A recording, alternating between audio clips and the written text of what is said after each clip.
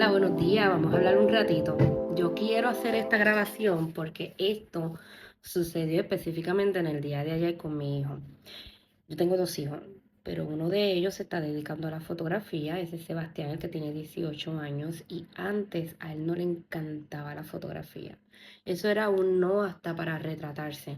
Pero desde que comenzó en la universidad, que empezó ahora en agosto, empezó a interesarse. ¿Por qué? Porque él está ahora viendo todos los juegos que surgen en la universidad, ya sea de soccer, de voleibol, que es la temporada que está ahora, y al ver a sus amigos que tienen sus equipos fotográficos, pues él también se antojó y ahora está con el lucimiento de querer ser fotógrafo específicamente de deportes. Pero ¿qué pasa? Yo le he estado dando clases de fotografía, pero es bien básico para que él pueda ir practicando, eh, retratando a cada uno de esos deportes. Pero porque yo le he trabajado el básico, porque él quiere estudiar comunicaciones y ahí le van a dar clases de fotografía. Yo no quiero abarcarle demasiado porque después en las clases él va a estar un poco aburrido porque va a estar avanzado, así que yo voy poco a poco con él. Él ha hecho muy buenas fotos, pero hay otras cositas y otros elementos que él tiene que seguir practicando, en donde yo le digo, la fotografía es constante práctica, tienes que practicar en todo momento y es lo menos que hace. Él ha hecho un buen trabajo, pero hay cositas que tenemos que seguir practicando porque el equipo que él está utilizando es mi equipo fotográfico. Yo tengo dos cámaras y cada una de las cámaras tienen sus lentes específicos. Así que el equipo que yo tengo es para las sesiones regulares que yo realizo.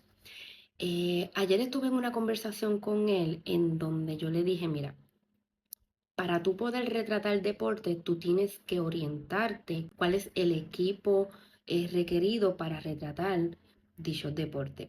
Posiblemente el lente que quieras comprar para retratar soccer, posiblemente no. El lente que compres para ese tipo de deporte no te va a funcionar en una cancha para retratar voleibol. ¿Por qué? Por la distancia. En soccer estás a una distancia bien lejana de donde puedes retratar a los que están jugando. ¿Por qué? Porque tú no puedes estar dentro del parque de soccer para poder retratar de cerca a tus jugadores.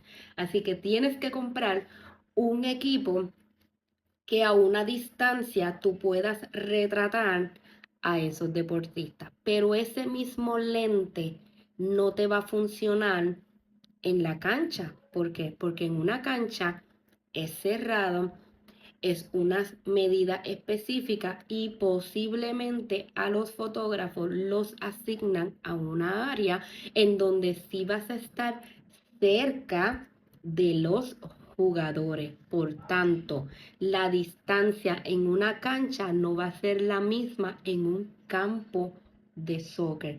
Así que ahí hay unas limitaciones de cuál es el equipo requerido para poder retratar un deporte y otro deporte. Y sabrá Dios si va a querer retratar baloncesto, natación. Hay una persona que le dijo que quería que le retratara mientras ella jugaba tenis. Así que tiene que eh, orientarse bien para qué deporte me voy a dedicar y qué equipo fotográfico voy a utilizar.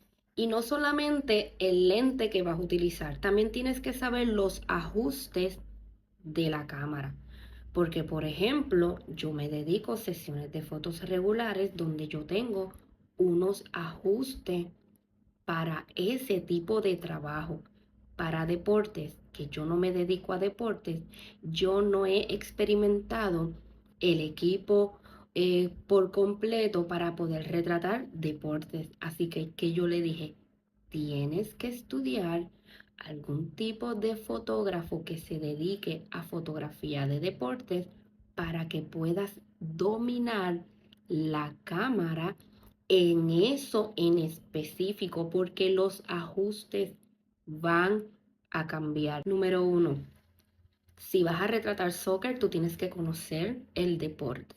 Si vas a retratar voleibol, tú tienes que también conocer cada una de las jugadas. Y eso es para todos los deportes. Tú tienes que conocer qué es lo que vas a retratar y qué es lo que tú quieres captar específicamente de ese deporte, porque tú no es que vas a coger la cámara y vas a retratar de todo lo que esté sucediendo, no.